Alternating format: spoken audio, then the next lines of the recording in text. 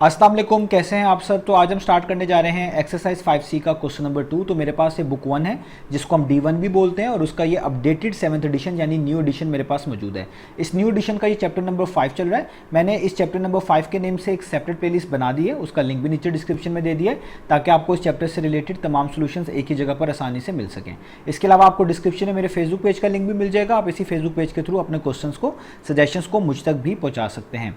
तो आइए स्टार्ट कर लेते हैं क्वेश्चन नंबर 2 को। मैंने क्वेश्चन नंबर 2 की स्टेटमेंट नीचे नोट डाउन कर ली है, वहीं से इसको रीड करते हैं, समझते हैं और इसके ए पार्ट से हम चीज़ों को सॉल्व करना शुरू करते हैं। तो आइए नीचे चलते हैं स्क्रीन पर।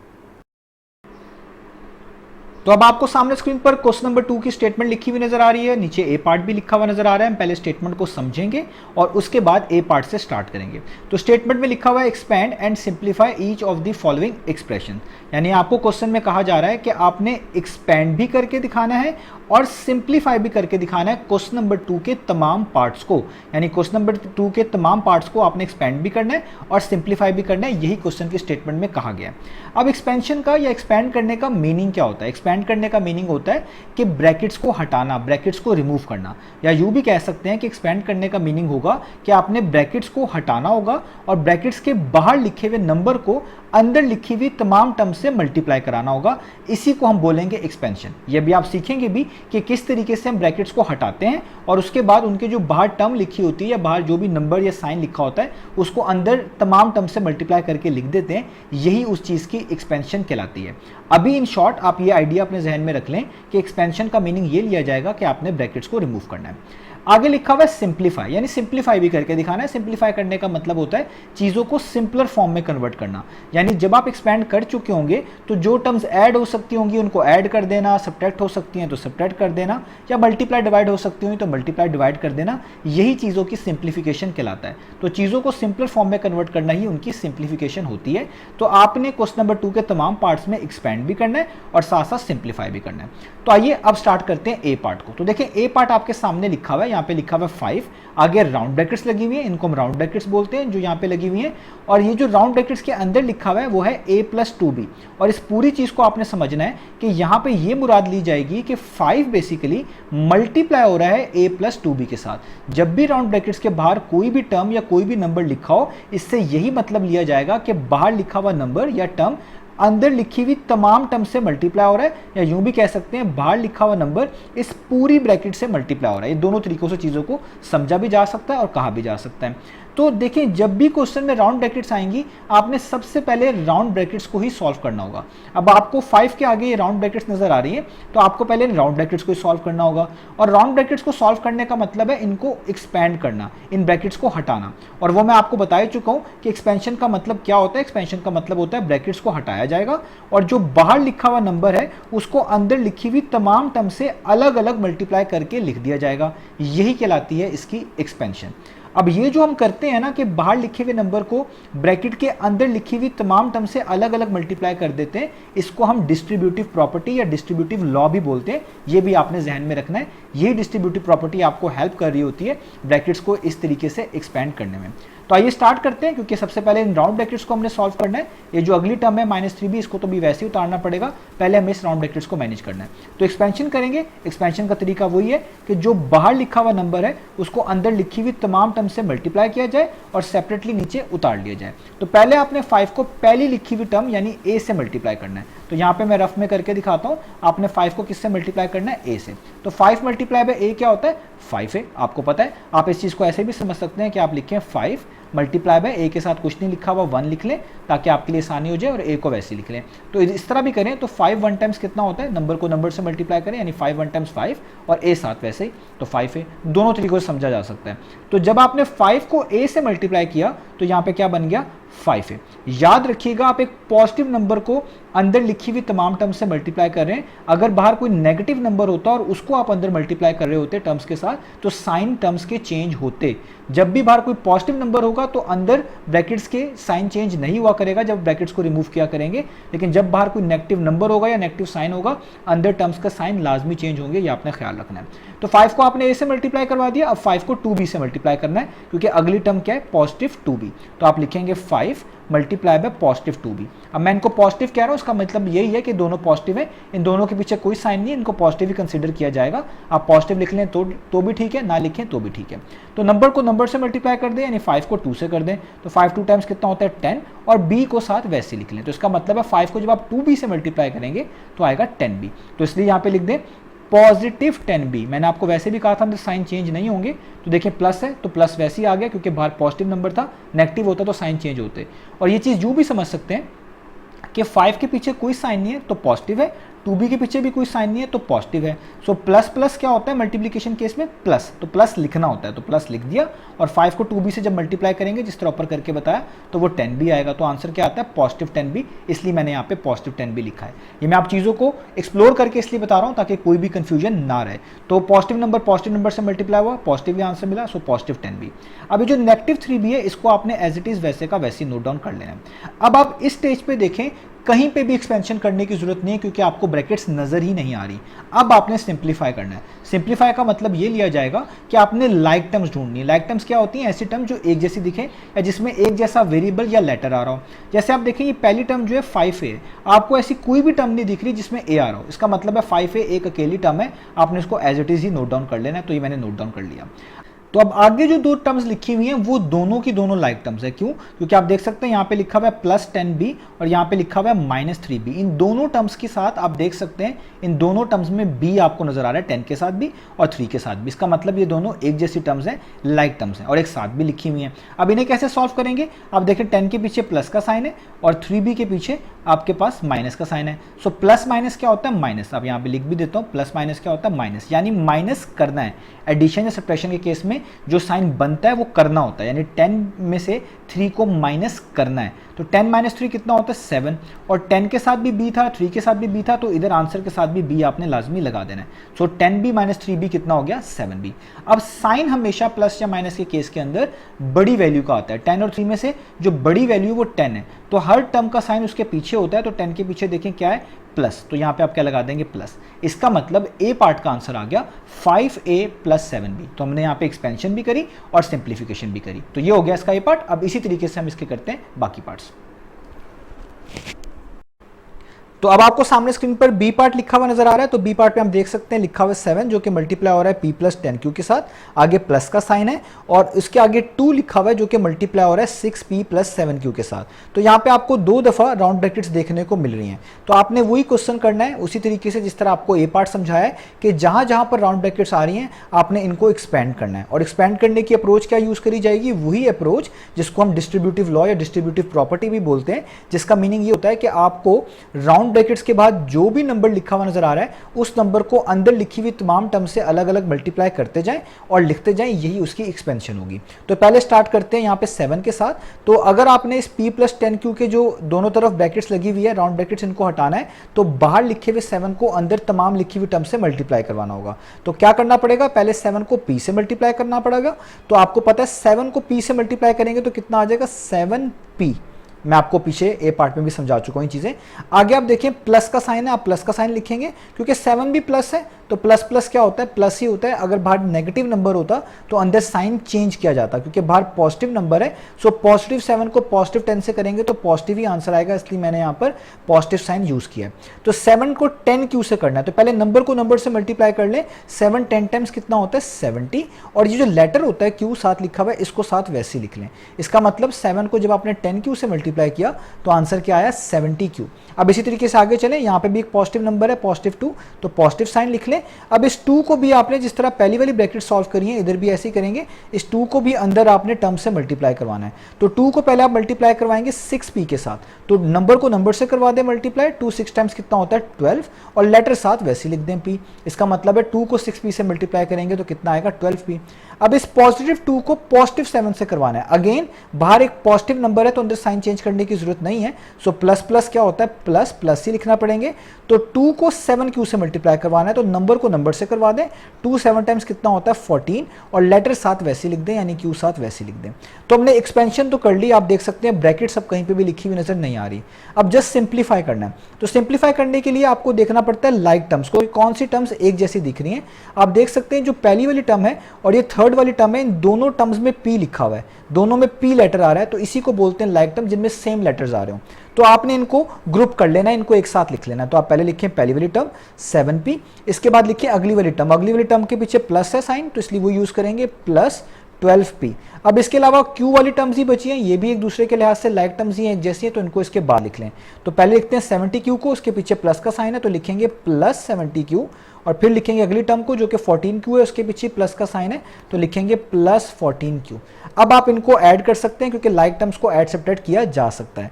तो यहाँ पे देखिए 7p के पीछे कोई साइन नहीं है, प्लस है, और 12p के पीछे भी प्लस है, तो प्लस प्लस क्या होता है प्लस, यानी प्लस करना है। तो 7 में 12 क्या कर दें प्लस कर दें, तो कितना आ जाएगा आपके पास, ये आ जाएगा 19। 12 प्लस 7 कितना होता है 19, और दोनों में सेम लेटर p है तो इधर आंसर में भी क्या आएगा p, 19p हो गया।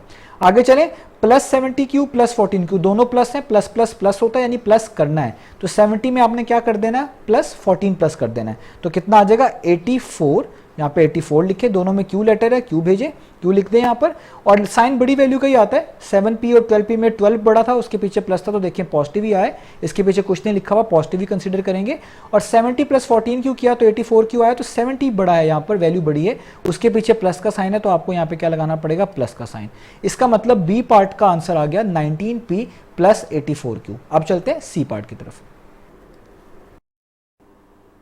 तो अब आपको सामने स्क्रीन पर सी पार्ट लिखा हुआ नजर आ रहा है, यहाँ पे लिखा हुआ है a प्लस 3b, आगे माइनस का साइन है और राउंड ब्रैकेट्स लगी हुई है, और उसके अंदर लिखा हुआ है 5a माइनस 4b। यहाँ पर एक बात बहुत इंपॉर्टेंट है, ये आपने ध्यान में रखनी है कि ये पहला ऐसा पार्ट है जहाँ पे राउंड ब्रैकेट्स के पीछे आपको नेगेटिव साइन नजर आ रहा है। जब भी राउंड ब्रैकेट्स के पीछे कोई नेगेटिव नंबर लिखा हो या नेगेटिव साइन लिखा हो, दोनों के मीनिंग एक जैसे ही हैं, तो आपने ख्याल करना है कि जब भी ब्रैकेट्स आप हटाएंगे यानी ब्रैकेट्स को रिमूव करेंगे, अंदर लिखी हुई टर्म्स के आपने साइन लाजमी चेंज करने हैं। यानी राउंड ब्रैकेट्स के पीछे अगर कोई नेगेटिव साइन हो या नेगेटिव नंबर लिखा हो, दोनों केसेस के अंदर ब्रैकेट्स को हटाने के बाद अंदर लिखी हुई टर्म्स के साइन लाजमी चेंज करने होते हैं, ये आपने ख्याल रखना है। तो अब इस पार्ट को हम किस तरह करेंगे, मैंने आपको पिछले पार्ट्स में बताया कि जब भी आपके पास कोई इस तरह की एक्सप्रेशन लिखी हुई आए, आपने उसको एक्सपैंड और सिंप्लीफाई करना हो, तो आपने सबसे पहले देखना है कि राउंड ब्रैकेट्स कहां पर है। जहां पे राउंड ब्रैकेट्स है पहले इनको आप सॉल्व करेंगे, पहले इसको आप एक्सपैंड करेंगे, उसके बाद बाकी चीजों को देखेंगे। तो जो बाकी टर्म्स हैं जैसे a और 3b, इसको आप as it is note down कर लेंगे और पहले इस ब्रैकेट को ओपन करेंगे या कह लें एक्सपैंड करेंगे। तो मैं a को as it is note down कर रहा हूं और पॉजिटिव 3b को भी मैंने as it is note down कर लिया, ठीक है। अब देखिए यहां पे किस तरह एक्सपेंशन करनी है। आपको एक्सपेंशन का मतलब पता है कि हम ब्रैकेट्स को हटाते हैं और ब्रैकेट्स के बाहर जो भी लिखा होता है उसको अंदर लिखी हुई टर्म से मल्टीप्लाई कर देते हैं। यहां पे ब्रैकेट्स के बाहर खाली माइनस का साइन लिखा हुआ है, इस माइनस को आप -1 भी कंसीडर कर सकते हैं, दोनों का मीनिंग सेम है। आप 1 ना भी कंसीडर करें तब भी मीनिंग सेम है, ठीक है।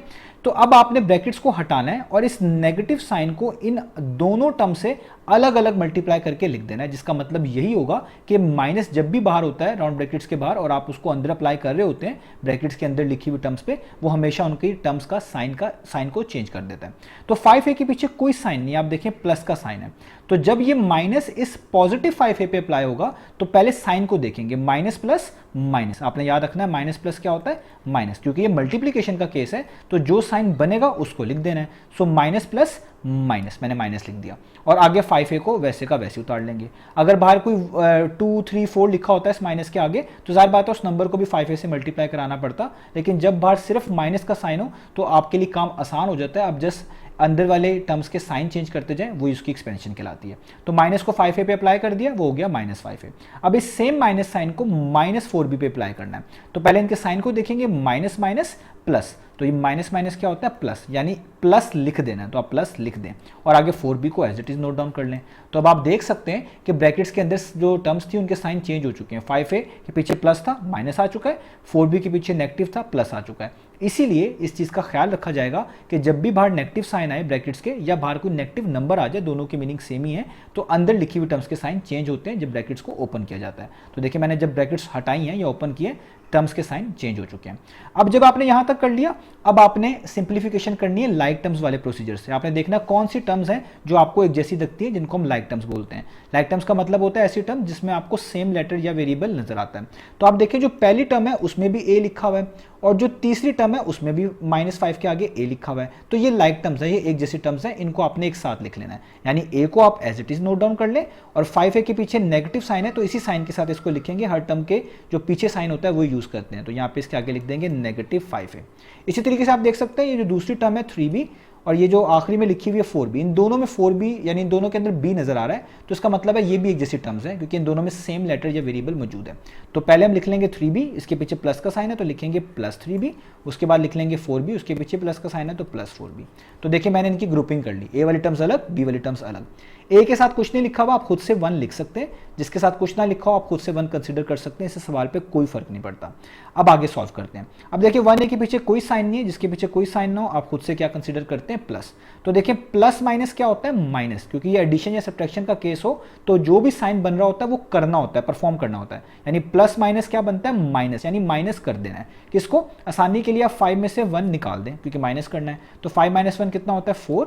दोनों के साथ ए लेटर है, 1 के साथ भी 5 के साथ भी, तो यहाँ पे भी आंसर में भी ए लेटर ही यूज करेंगे। यानी 1a - 5a हो गया 4a और साइन अभी लगाना है। साइन हमेशा उसी चीज का लगाते हैं, उसी टर्म का या उसी नंबर का लगाते हैं जो सबसे बड़ी होती है। तो यहाँ पे देखें 1 और 5 में से 5 बड़ा है तो हर नंबर का साइन उसके बैक वाला होता है, तो 5 के पीछे क्या, माइनस, तो यहाँ पे भी क्या आएगा, माइनस। तो अब आप कह सकते हैं 1a - 5a कितना होता है, -4a।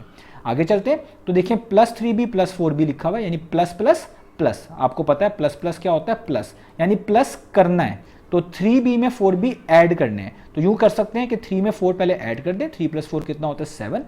दोनों के साथ b लेटर है तो b को वैसे का वैसी साथ लिख दें और साइन बड़ी वैल्यू का आता है एडिशन सब्ट्रैक्शन के केस में, तो 3 और 4 में से 4 बड़ा है, उसके पीछे प्लस का साइन है तो यहाँ पे क्या आ जाएगा, प्लस। तो सी पार्ट का आंसर आ गया -4a + 7b। तो यहाँ पर हमारा सी पार्ट फिनिश हुआ। अब चलते हैं डी पार्ट की तरफ। तो अब आपको सामने स्क्रीन पर डी पार्ट लिखा हुआ नजर आ रहा है। तो डी पार्ट में लिखा हुआ है x, आगे प्लस का साइन है, फिर 3 लिखा हुआ है और राउंड ब्रैकेट्स में लिखा हुआ है 2x - 3y + z, जिसका मतलब है 3 मल्टीप्लाई हो रहा है 2x - 3y + z के साथ और आगे लिखा हुआ है +7z। तो इस पार्ट के अंदर भी आप देख सकते हैं राउंड ब्रैकेट्स बिल्कुल सेंटर में अपीयर हो रही हैं। तो आपने पहले इन राउंड ब्रैकेट्स को सॉल्व करना है। इन राउंड ब्रैकेट्स को सॉल्व करने का मतलब होता है आपने इनको ओपन करना है, इनको एक्सपैंड करवाना है। तो आइए स्टार्ट करते हैं। तो जो बाकी टर्म्स होंगी राउंड ब्रैकेट्स के अलावा, इनको अभी हम as it is note down करते जाएंगे। तो आप देख सकते हैं जो पहली टर्म है x, उसको मैं as it is note down करूंगा। अब यहाँ पे ये +3 है जिसको आपको मल्टीप्लाई करना है 2x के साथ भी, -3y के साथ भी, z के साथ भी, क्योंकि अब आपको पता चल चुका है एक्सपेंशन का मतलब होता है कि ब्रैकेट्स हटानी होती है और जो बाहर लिखा हुआ नंबर होता है उसको अंदर लिखे हुए तमाम टर्म्स के साथ मल्टीप्लाई कर देना होता है। तो बाहर लिखा हुआ है +3। अब यहां पर बाहर जो नंबर लिखा हुआ है वो पॉजिटिव है, तो याद रखिएगा जब भी ब्रैकेट्स के बाहर पॉजिटिव नंबर लिखा हो तो अंदर साइन चेंज नहीं होते, लेकिन नेगेटिव होता तो अंदर साइन चेंज करने पड़ते। तो क्योंकि अब हमने एक्सपेंशन करवानी है तो इस +3 को हर टर्म के साथ मल्टीप्लाई कराते जाना है और नीचे लिखते जाना है। तो आइए स्टार्ट करते हैं। तो पहले इस +3 को इस 2x के साथ मल्टीप्लाई करवाना है। 2x के पीछे कोई साइन नहीं है, आप खुद से प्लस लिख सकते हैं। सो प्लस प्लस प्लस, ये मल्टीप्लिकेशन का केस है, आपको पता है प्लस प्लस क्या होता है, प्लस, तो आपने प्लस लिख देना है। तो 3 को 2 से मल्टीप्लाई कर दें, नंबर से मल्टीप्लाई हो जाता है, 3 2 टाइम्स कितना होता है 6, और x जो है 7 वो वैसे का वैसे उतार लें, तो ये हो गया 6x। तो इसका मतलब +3 को +2x से मल्टीप्लाई करेंगे तो आएगा 6x, यानी +6x। अब इस +3 को -3y से मल्टीप्लाई करना है। सो +3 के पीछे यानी प्लस और इधर 3y के पीछे नेगेटिव है, यानी प्लस माइनस माइनस। आपको रूल्स पता है प्लस माइनस क्या होता है, माइनस। तो मल्टीप्लिकेशन के केस में जो साइन बन रहा होता है उसको लिख देते हैं। सो प्लस माइनस माइनस, तो 3 को 3y से मल्टीप्लाई करना है तो नंबर को नंबर से कर दें, 3 टाइम्स कितना होता है 9, और साथ लेटर वैसे लिख दिया करें, लेटर कह लें या वेरिएबल कह लें तो y साथ वैसे ही आ जाएगा। तो 3 को -3y से मल्टीप्लाई किया तो हो गया -9y।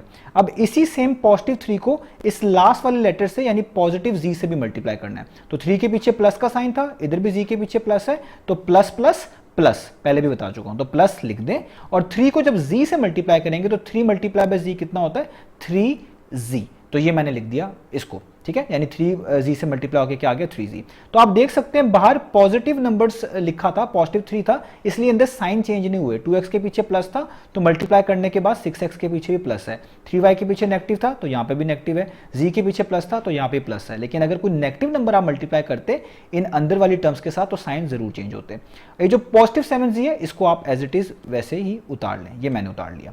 अब आप नोटिस करें कि यहां पर आपको अरेंजमेंट करने की जरूरत नहीं है, यहां पे जो लाइक टर्म्स हैं वो पहले से ही प्रॉपर अरेंजमेंट में मेंशन है। कैसे? जैसे आप देखिए पहली टर्म जो है वो x है और दूसरी टर्म जो है वो 6x है, उसके अंदर भी आपको x नजर आ रहा है, तो ये दोनों लाइक टर्म्स हुई। लाइक टर्म्स बोलते हैं ऐसी टर्म्स को जिसके अंदर आपको सेम लेटर या सेम वेरिएबल नजर आ रहा हो। तो पहली दो टर्म्स बिल्कुल प्रॉपर अरेंजमेंट में लिखी हुई हैं, तो x भी है और 6x उसके साथ ही, दोनों एक साथ ही लिखी हुई हैं।